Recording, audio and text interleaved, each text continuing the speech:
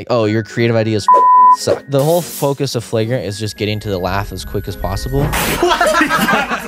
It's very strategic with how quickly you laugh. Most of the time, you're clicking on it because you want to laugh. So if you're laughing, the podcast is good. The Rogan intro was like, he sent me like a Adult Swim video. We need Rogan flying high in the clouds. Make them like hot.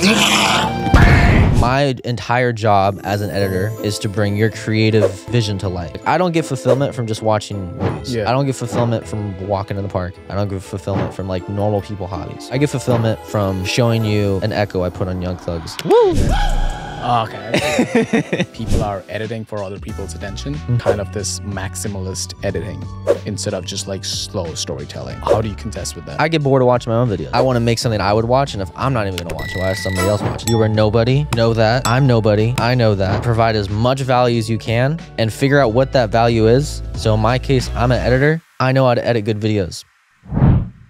Hey, what's up guys? Chifftie's here again. For the second time. The last time we talked to each other, we mostly covered his story. So this time it's going to be like really technical stuff. Ooh. The first half of the video, we're going deep inside one of his videos he made in Paris. Paris, I think? Paris, yeah.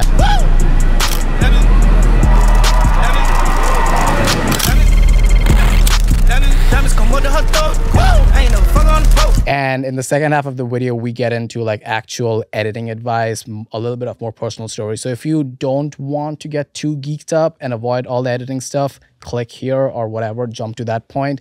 In the second half, we get into actual editing advice. So if you want to actually learn about this kid who is super interesting, hardworking, and humble, thanks, you watch the last video. But if you want to, if you are an actual editor, post-production person, or just want to learn about how this shit is done, keep watching the video. Beep. Like when people ask me what I do, I'm not like, oh, I'm an artist. I say, oh, I edit silly little YouTube videos. Okay. That's always what I say. My current girlfriend, when we were on our first date, I was like, yeah, I make YouTube videos on the internet. What'd she say? She's like, oh, cool. I was like, we can talk about it for a little bit. Now she knows, she thinks it's sick, but like the last time I talked to you, there definitely seemed like you were trying to not call yourself that, and you definitely like you are still getting in touch with what you do for a living, and coming to terms with it, and now I can tell that you're more like loud and proud about it, and you should be. I mean, when I came on here, now I look like I'm 45. I looked like a child last time. I still look like a kid, but you know, I'll do a side by side right now. I mean, side by side. If you do a side by side, I definitely. I think the last one I saw a comment, somebody said like, how the fuck does this kid look like he's 14 and also a 45-year-old dad with a mortgage at the same time? That one made me laugh. Shout at you, bro. Shout at you. That shit was funny. But yeah, those comments were cooking me. I'm not gonna lie. And the short shorts, son. The short shorts. I had these. You chose it. It's not that I asked you. Bro, I'm not complaining. I'm not blaming you. I'm blaming myself. I don't know what I was thinking, bro. And the Birks with the socks on. It was an insane fit I had going on, bro. I had no complaints. As long as you delivered, that's literally the most viewed video I will probably ever have. Nah, so I'm not complaining. This one right here, bro. This one right here. Where we get real deep. Yeah, where we get real deep, dude. Yo, Pierre, you want to come out here?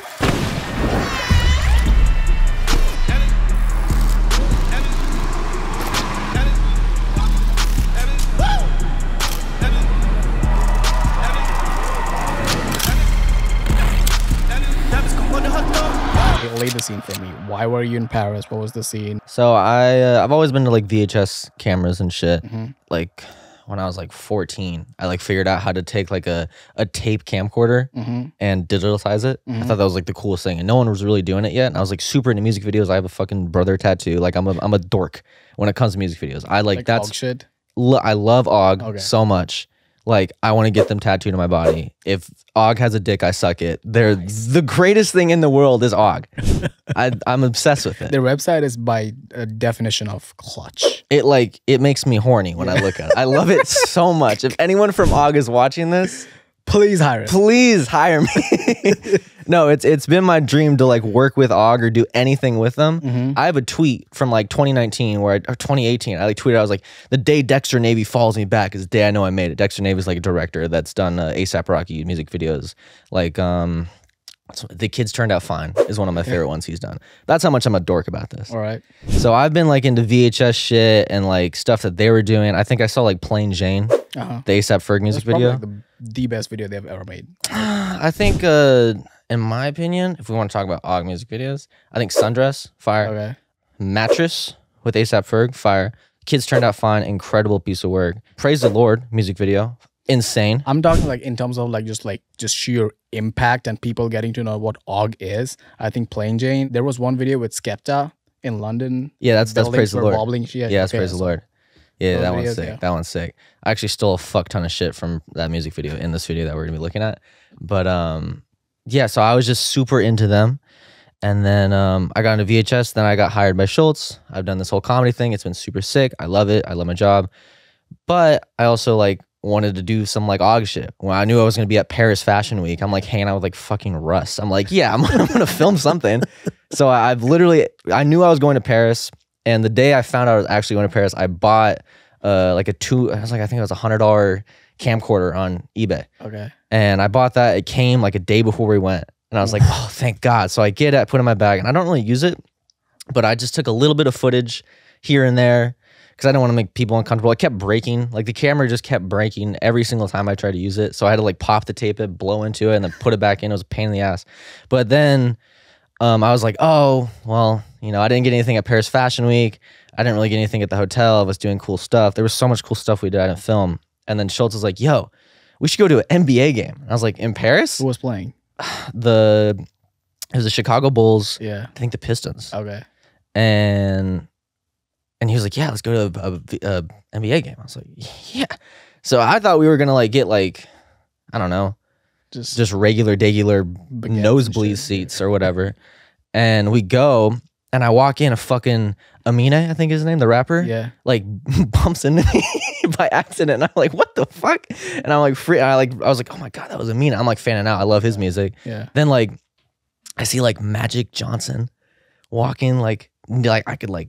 So that was a day him. for you. Bro, I was literally giddy. I was like so excited. So then I took the camera and I like had it in my pocket. I forgot I had it in my pocket. So was there any intention from your end like on like I'm gonna turn this into a video or no? Just I was just geeked and like, video. oh my God, it's Amina, like filming him. Or like I saw like Lonzo Ball dapping up Magic Johnson. I was like, I have to record this. This is the greatest moment of my life. And there was Pharrell was there. Yeah, I mean, I saw Lil Baby.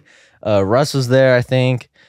Jack Harlow was there, I think. All right, so let's get in the video. Okay. Walk me through like the first couple of frames. Okay. So, this is fun. I'm excited because like I like make YouTube videos and I don't really like think about. I think about everything like really carefully about like story, and this was just like, oh, I want to make art, a video. Yeah, I just wanted to make. I literally put out 2 vlogs to promote this video so people would watch it because I knew no one would see it. But yeah, so let's geek out on that for a little bit, like because like when you make videos right now, most of the time you're editing for retention. It's retention and views, and this was just I don't care. I don't know, you don't care, and it still went viral. That's such a freeing like it was the greatest feeling of my life. That's such a freeing feel because like you're making shit for yourself. That's awesome. And honestly, if I'm being completely honest, it was like a little like me like being like, yo, I can't edit. Yeah, like I don't you just reminded yourself that you can still edit. You still got it. Yeah, like I also I could do cool stuff and also make silly clips. So this was the vibe. So I start with this. I like got this fan sound randomly that just plays like this like fan tone. Okay. And I took this one underneath that has like a click sound. This is like my bedroom door being like that. So now you click on the video and it's like engaging. Still a little retention editing. Boom. Here's what happened. So right here, I just shot like on a low, I think it's shutters. I like took down the shutter speed. Shutter speed, yeah. So it's just like. Why'd you do that? Because I wanted to have like super blurry without using any fake things. And then I just sped it up in post. And then I reversed it. So that's where it starts. It goes down on the Crocs. Yep. So it goes down to the Crocs. I like got like this like, I wanted to feel like you're opening up a hatch to the cockpit. So it goes like that vibe. Then right here, there's a cut. I take a screenshot.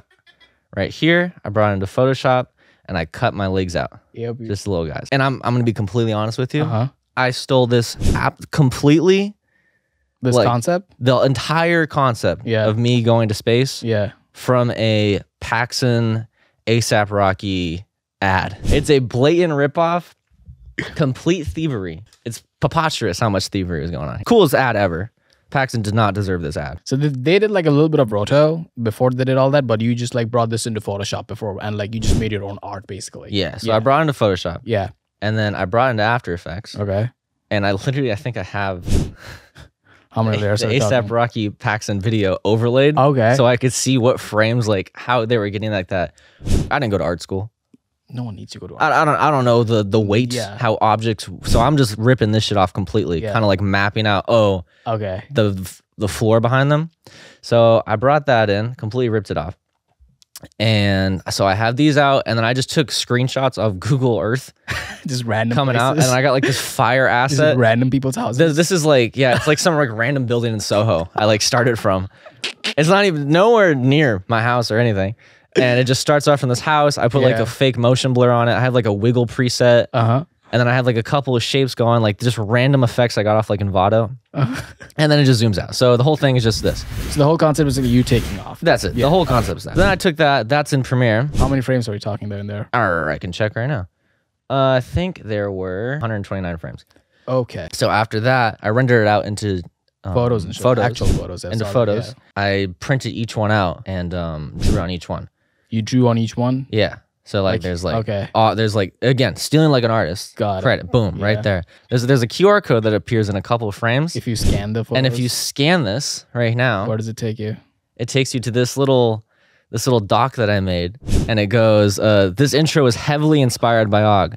I ripped off the entire concept from the blasting off effect from an animator named Aton Reva or Save My Mind.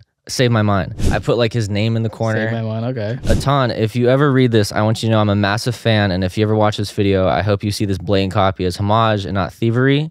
I absolutely adore your work. My personal favorite video you've done is this one. And then I linked a video that was my favorite video that he's done. There's a concerning amount of work here, but And then I said, your inspiration to everyone. I'm just like sending him like a nice message. a love letter. And then like it, boom, blast off. There's like my girlfriend's name, Dorky. I know. Okay. There's like a quarter. There's like MTA cards ripped up. And then I just scanned each one on a printer.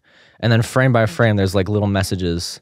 There's a message to Andrew right there. There's like pictures that I cut out from like magazines. Like I took like colored pencils and went like draw to make it more saturated. And then I scanned each one in like I think it's a 600 DPI. Yeah. So it has like really good texture. Yeah, no. And then I did that for each frame. So if you watch the whole thing in full, it like...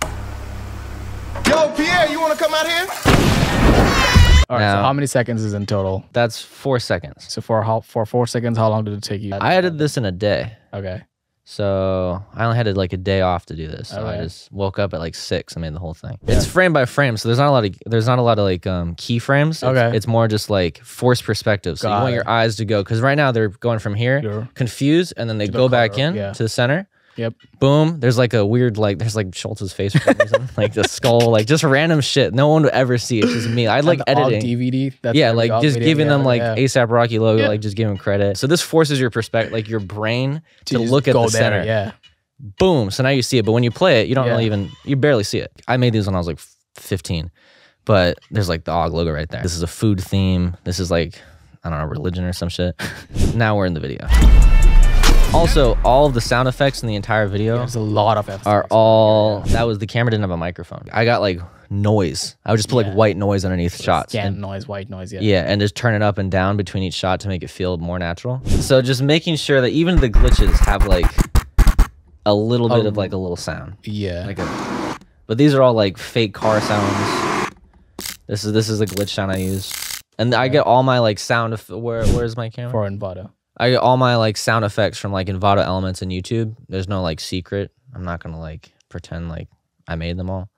But people always ask me. It's always Envato. Yeah, it's elements. Envato. It's Envato motion array. Everything. Yes, sir. The glitch effect is just me rewinding the camera, Ah, okay. and I would just do the Interesting. interesting cuts. So Is like there any right, distortion on it, or just No. as is? How many frames per second is the video? Like the original I think VHS the video? original VHS video is like probably like 34, Okay. and then I record everything in 60 on my capture card. This is just like a colored matte that I just put hard on top of it. Yeah. yeah, to like blend it easier.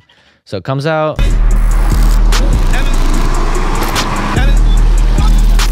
Why do you choose the Young Thug song? The song Why did you Diamond. choose that. Yeah.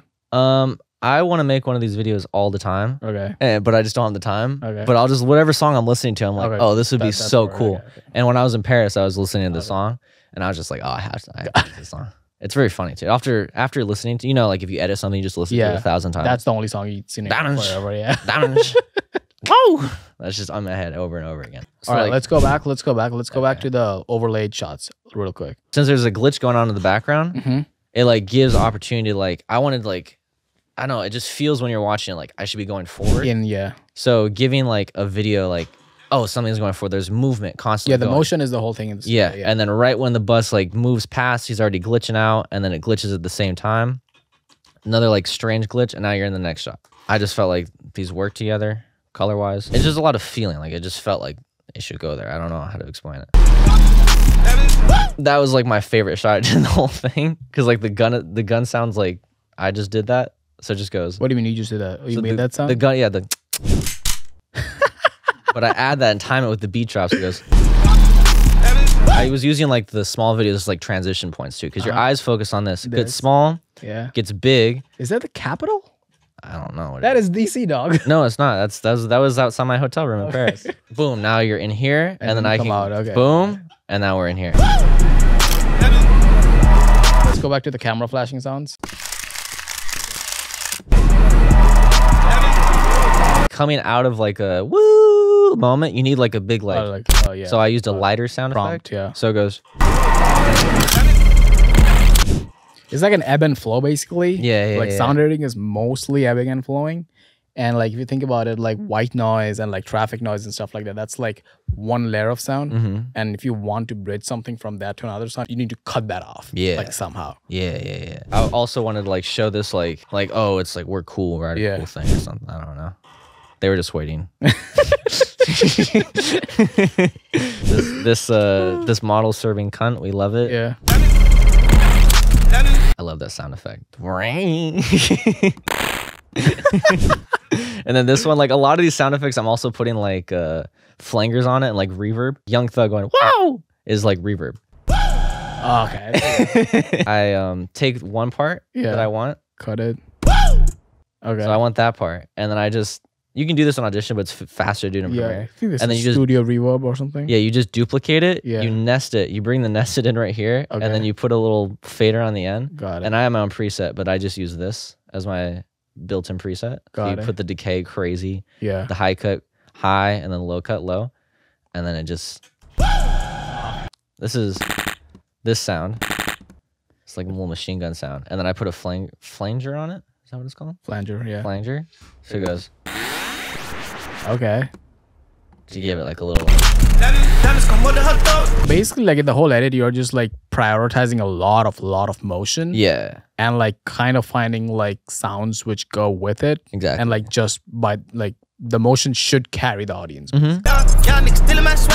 homies in the car. What is happening there? Is there a like flashlight on it or just we're like in an Uber, and the camera I had a like night vision. Got it. It was super sick. All right, what is that sound? I need to know. It's like the siren sound. The Paris. Originally, like in the original edit, I had a lot of like American sirens. Yeah. And I was like, I can't use American sirens. So, We're in yeah. fucking Paris. So I had to go back and get like their stupid sirens. I don't know. Paris has stupid sirens. Yeah, So they're too welcoming. It's Europe. Yeah. It's like, come on, bro. Somebody's dying. This is like the longest shot in the entire.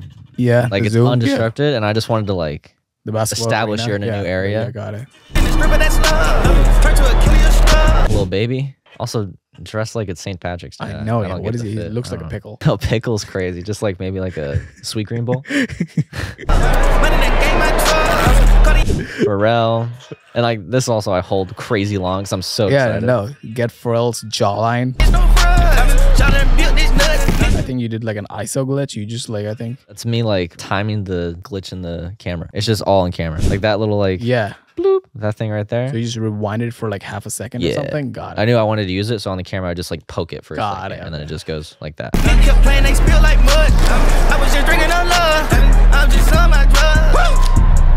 Coolest shot ever.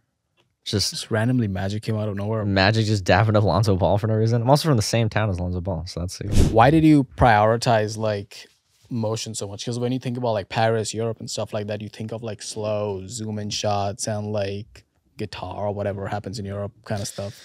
It was just I wanted to make a rap video without a rapper. There it is. Okay, cool. And so I was just like my dream is still to make music videos. Yeah. So I was like, oh, I have footage that looks cool enough to be in a music video. Mm-hmm. So I might as well, and I don't have like a subject that's like looking at a camera and like there's no like main subject of the video. So I was like, I still have to apply some retention editing. And I think it's a lot of insecurity too, that like people don't want to fully watch what I'm making yet. Yeah. So I still have to like earn their attention span. So like I will watch it and be like, oh, I'm bored right here. So then I would be like glitch. Yeah, let's talk about that a little bit. Like, cause like as of now, when you go on YouTube, you can tell that people are editing for other people's attention, and you can tell like someone is asking for my attention, and it sounds really pretentious, but like there's a saying is like true art doesn't ask for your attention, right? Something like that.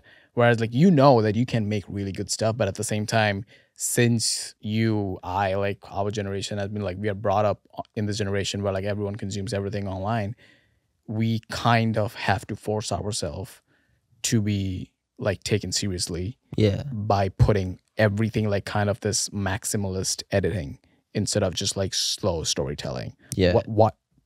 How do you contest with that? I mean, to be honest with you, I am part of the new generation. Yeah. That has I'm just turned 20. Okay. You're not legal yet. Oh my God. Jesus Christ.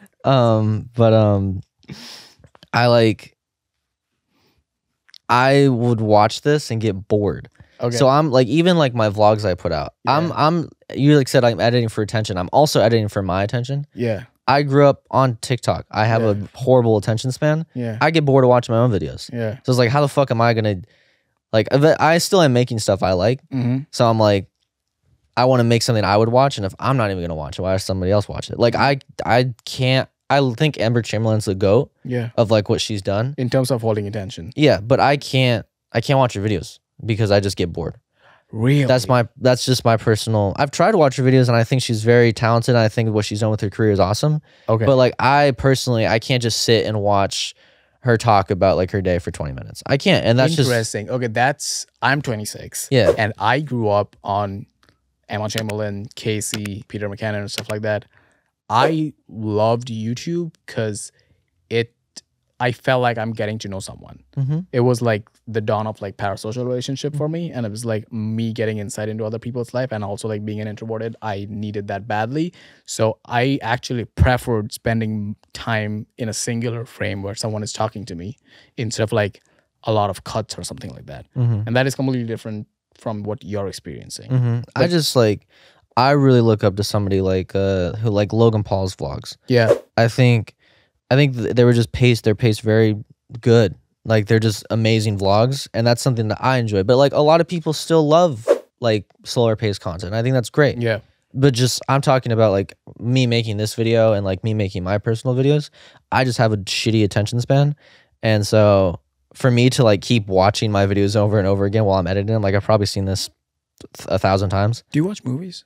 Yeah, I do. Okay, what happens to that part of your brain then when you watch? I think they're just completely different mediums. Okay. So like YouTube videos, like I don't consider me making like this. I would consider this art because I just care about it and love it so much. It is, yeah. But like, what is art? Art is literally you expressing yourself in its truest form. That is the definition of art. Yeah. And you did do that. Yeah. So that is art. So it's like subjective. But I don't consider like I make like silly vlogs on the internet. Yeah. I don't know if I consider those like art. They do have a story, and I do like work hard to like make a narrative and like make them fun and silly. Yeah. But I don't know. I don't look at those as like art. So they're different to when like I just watched The Whale. Yeah. And I thought that was really cool. And I like the pacing, and I'm able to like get captivated in it and not like look at my phone because I'm just really into it. Yeah. But as far as like, I'm like clicking on a YouTube video. Yeah. I don't want to watch a movie. I'm not in the mood. Okay. So like that's just how I am personally. But a lot of people still do like slower form content. I mean, fucking people love podcasts. They just listen to podcasts for hours and hours and hours. I personally can't do that. I work for a podcast and I don't listen to it. Okay. Because I don't have the pause. So for Flagrant right now, and you can correct me if I'm wrong here, the biggest chunk of your contribution is making those cold opens. Yeah, I just make the intros clips, and then everyone else does everything else. And you put your own touch to it, and it seems like if you look from the outset, you can tell someone who is not involved in the entire apparatus is taking charge of the cold open, and that adds value to the product, right? So how do you see yourself as a whole, like adding value to the entire podcast with those cold opens. Because like usually by default, what was the norm in podcast editing? It was usually like you take the best chunk of the video, you put like some filter on it so it looks like it's a different part of the video, and you just put like in this episode, whatever, in the background or whatever, and people know that this is a preview, and then you get to the video. But you did a whole new thing, which is you wrote all the shit out of it. There's animation, there's After Effects, a lot going on there. A, why did you choose to do that? B, how did they react to you going so maximalist in terms of editing? And C, right now, how do you see yourself adding value by doing just that? I mean, to be completely honest with you, I don't have creative control of the intros. I do what I'm told to do. Okay, who's coming up with this? Schulz and Mark. Oh, and it's me. Coming from their brain? Yeah, so like the Rogan intro was like, Mark told me to do it. And I went, okay. And then I busted my ass and tried to make something that would be funny and enjoyable. But like, yeah, most of that stuff is all, and they always get creative sign off. Like there's so many intros that I've made that didn't come out how I 100% wanted. And that's okay because that's not like my creative baby. So I'm able, they just walk in and they're like, yeah, we need to cut it. I'm like, all right, fuck it, I don't care.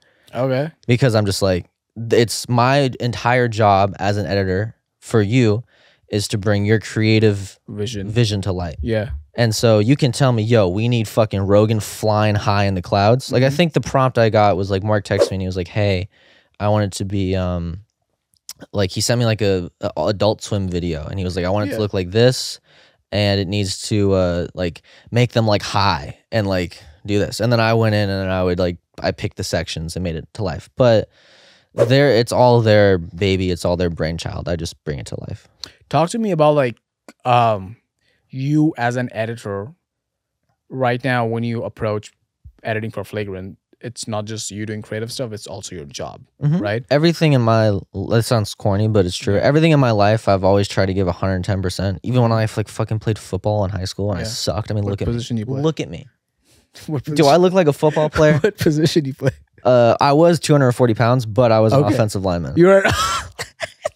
I was nice, like for a little bit, and then I got skinnier, and then everything fell apart. O-linemen are like the unsung hero. Literally, bro. So editors, bro. I'm always the unsung hero, dog. There's correlation there, yeah. I give like 110% of everything I do. Yeah. And so even if it's like a fucking clip, if somebody asks me to make a clip, I'm gonna really put effort into it. The special, I put all my like heart and soul into it. This fucking video, I put all my heart and soul into it. And there are sometimes maybe I'm sick or something, I don't really go for it. But even like with my job, if somebody tells me, yo, we want you to make this and it should look like this, I'm gonna bust my ass. One, because I believe in the product. I think Flagrant's the best podcast in the world. And it's the one that's like gonna move culture and it's gonna be one of the longest ones around. So I like have incentive to like make it the best I possibly can. And even if I did struggle with a little bit knowing that a lot of the shit I was going to do was going to get cut anyway. But in terms of what? What do you mean? Like I would make something and then they would walk in and go, okay, yeah, we can't put that in. And I would go, okay. And a lot of times it'd be like, oh, this is sick. We just need to the whole focus of Flagrant is just getting to the laugh as quick as possible.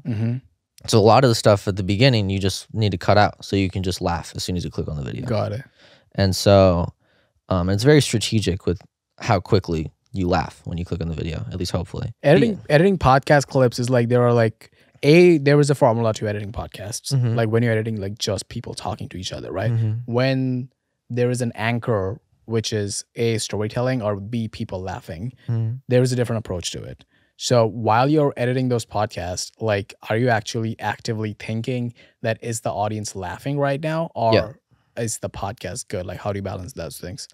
As far as like if I was editing like a Lex Fierman or like a Huberman podcast, I'd be focused on the conversation because you listen to those podcasts for very intellectual inside knowledge from experts.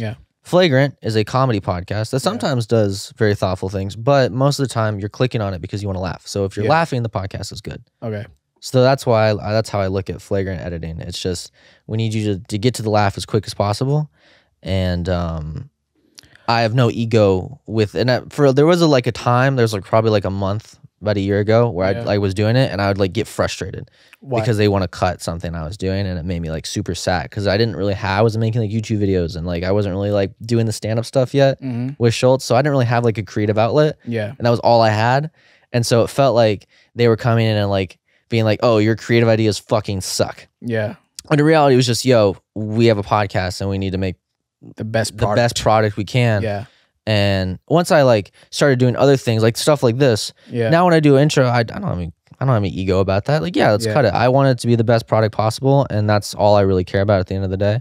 And then I do fun things like this, where I can be ADD and fucking edit and put little QR codes and hide Easter eggs. Like, I'm sure if this video blows up like the last one, there'll be somebody that goes in like frame by frame, looks at the entire video, and you'll find more shit that didn't even go over. Let's go back to that like creative ego part what you just said, and especially when you're starting off, there is such an itch you want to scratch, right? As a creative, and that's why people get married to this profession, right? Because they have a creative itch, and they want to do a job where they can actually express themselves. And being an editor, more often than not, people might think that at the end of the day, it's just about the product. Hey, good edits. You can't see good edits, right? So what is an editor actually doing, right? So when you were making those stuff, which was getting like discarded, let's say, how did you actually convince yourself that that's the product, and right now my skill sets are in service to the product and not my ego? Because my name isn't on the door. Okay. My face isn't in it. My job is to bring their ideas to life. And that's just the facts. And if I ever want to make something where, and I get a lot of creative control. I'm not saying like I don't get any, I do. Like they just give me prompts and I go with it, and then they'll tweak at the end. But like, if I want to have something I 100% have full creative control over, I have to build my own thing. Just like anybody in life. Yeah. Like if you want to go work for, let's say I want to be a news anchor at a news station, or like hip hop radio or some shit like that. Let's say I want to go work at the Breakfast Club. I have to bend to the exec's creative control because I'm underneath them. Now, if I go build my own radio station, I can do whatever the fuck I want. But until I build my own radio station, I need to be focused on making this my whole job is to press buttons to make their creative vision a thing. Okay, so you really, really maturely realized that actually in really early stage of your career, which more often than not, trust me, a lot of people in like production, and I come from the news world and news, they realize that even though they are expressing themselves creatively and doing all that, at the end of the day, it's someone else's product. And some people react to that realizations differently.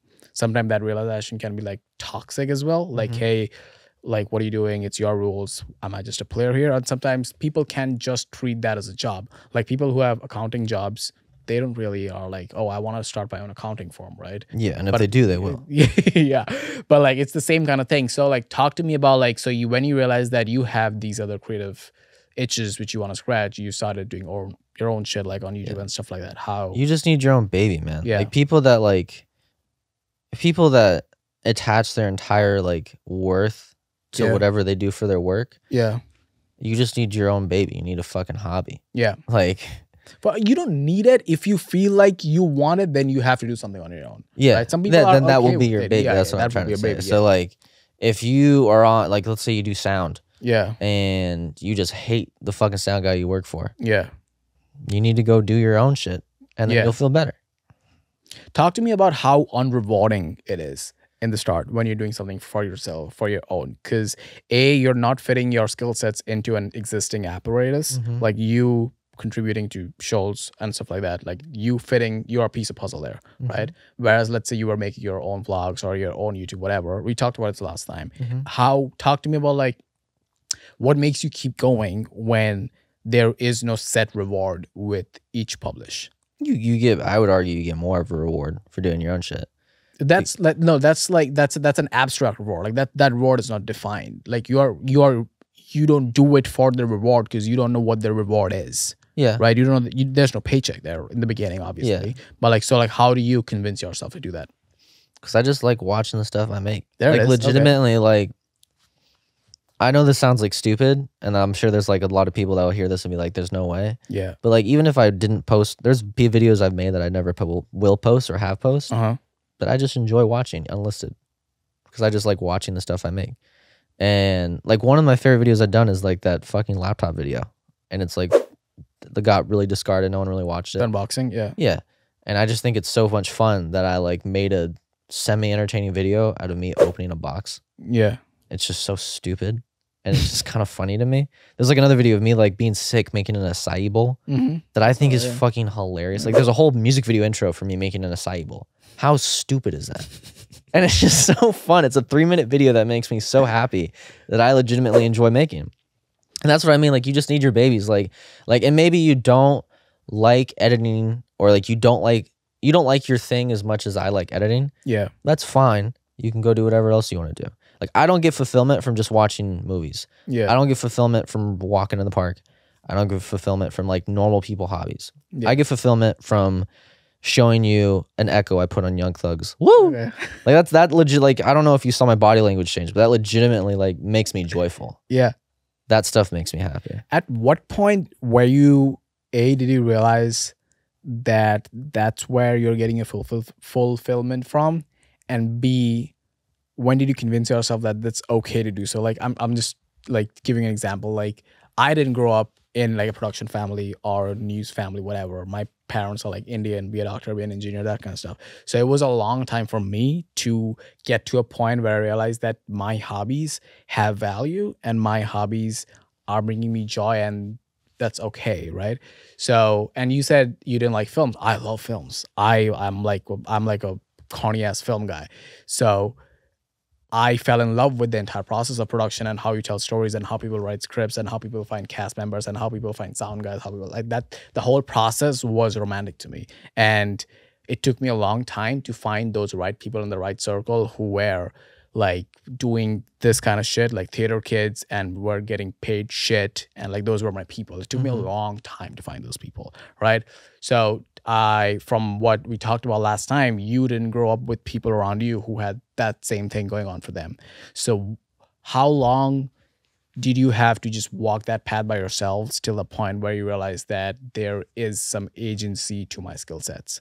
Like, there was a way for me to make money off editing Correct. videos. Yeah, not just that, and just feel validated as a creative. My parents have always been super supportive. Okay. So like, I literally would like show my, like, before I liked video editing, I just loved playing Minecraft all the time.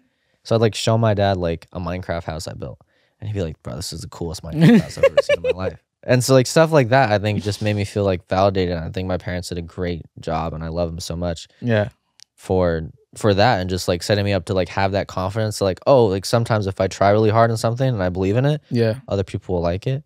So then when I got into editing videos, I don't know, they kept like, they didn't get it Yeah. all the time.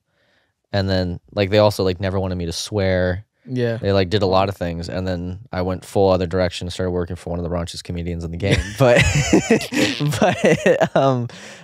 they got over it and they love it. They think it's sick.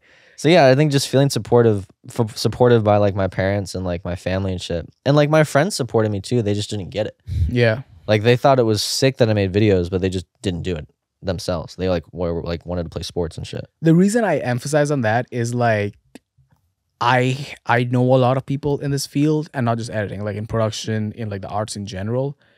And like, I can never say this for any editor, that people take editing to make money.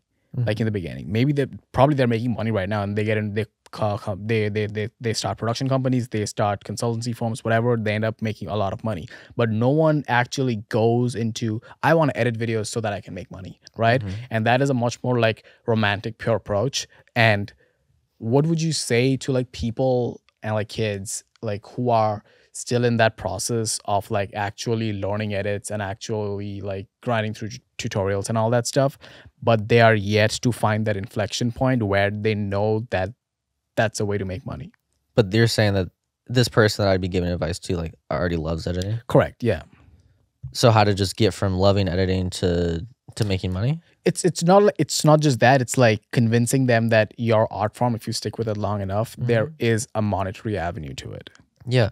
I think me personally, I never thought I'd get this far. Yeah. Like what I'm doing today is like bigger than any dream I ever had in my entire life. Yeah. Like my dream was to make like small commercials for local businesses in the small buttfuck town I lived in near LA. And it's called San Bernardino, California.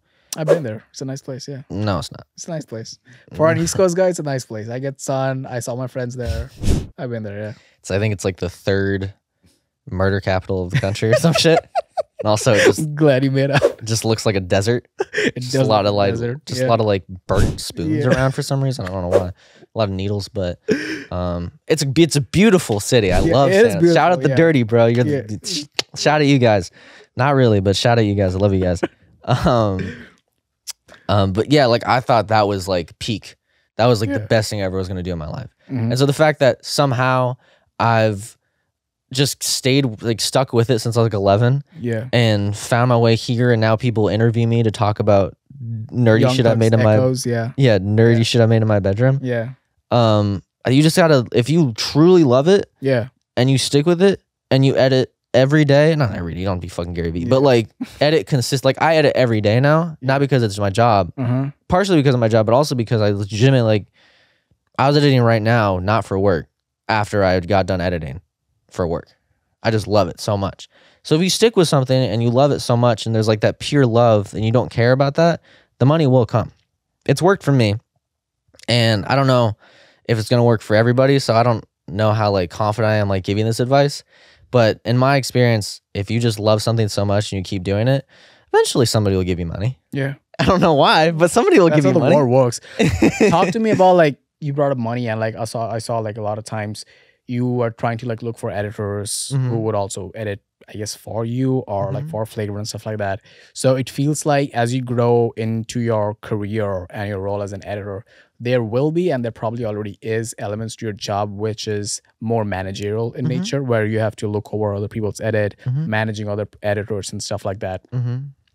Are you looking forward to that phase, or are you trying to hold on to just being a creative? No, because I understand the business side of this whole YouTube shit more than probably the average bear, because I do work for Schulz and Flagrant, and I have to understand analytics and like if you want to build an empire, you have to have people working for you. I think that was Casey Neistat's biggest fail. Yeah. Or like his biggest hindrance was that he wanted to have the full control himself. He couldn't let it go. Yeah. And ended up killing him. Like he couldn't do it anymore. Yeah, I mean, he did it for like what, 3 years basically. Yeah, and it like he was miserable. He says he was miserable. Yeah, he was miserable. Yeah. Imagine if he just like Jimmy. How much content does Jimmy put out? He has like 100 fucking editors that work for him. But imagine how Jimmy would not be Jimmy today, or who he was, or who he is, if he would have had the ego and wanted to open a Premiere Pro himself. I would be the devil's advocate in that argument. Like, let's say, because like, would you say that Casey's edits and Casey's videos would still be Casey's videos if there was a editing company or whatever, other people editing his stuff? Yeah.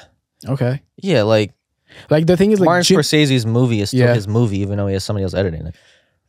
That's because like Martin Scorsese in his core is a storyteller. He's not like audience facing guy, right? You can tell it's coming from Martin Scorsese's brain. But like the point I'm trying to make is like in Casey's video, the primary reason people watch Casey's video is Casey Neistat and his story. The reason people watch Mr. Beast's video is whatever Mr. Beast is doing. It's not a personality based video. It's more of an idea based video, right? So there's like less at stake, right?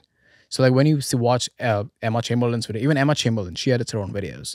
That's called like, it's her face and like it's her story. And those people feel like no one else can do that justice. And Casey's like so married to the fact that the edit is the story, and that's why he does that. I'm pretty sure, and like for someone who is a Casey fanboy, I would have loved if he still made these vlogs, but I know there's no way that's possible if he did that married 2-3 kids by himself. Yeah, I think my pushback would be like the TMG guys, for example, Cody Ko. Yeah. He has 4 channels that he posts very regularly on. All have their own editors. Correct, yeah. But it's still long form content. And you still feel like you're a part of him. His fans are very, very involved in his life. They know what's going on. He's a fucking second channel called Cody Trains, where he just... I love that channel. Yeah, and so somebody else edits Someone that. I know. Yeah, but it's still, you get him, you get his personality. Like, I think people think that like you only can do what you think is right. Yeah. But there are if you train them right, 6,000 other kids that can do exactly what I do right now for sure. Probably better. Probably better and faster. Yeah. And with less complaints and less fights. Yeah. But you just have to train those kids. Yeah. So yeah, I believe if Casey, like he even had people helping him. He had like Dan Mace. Yeah. that was helping him. Yeah. Imagine if he had 5 of those guys. Yeah. Yeah, he'd be the biggest thing in the world. He'd be making movies like but he couldn't give away that control, which I do kind of respect. Yeah. That he wouldn't have that, but I think I'll probably have an editor within the year. So, okay, so you want to go that route. Yeah, like I would love to make more of these videos. Like my dream is to like have somebody make a mock vlog for me, send me all the project files, and then I just fix it.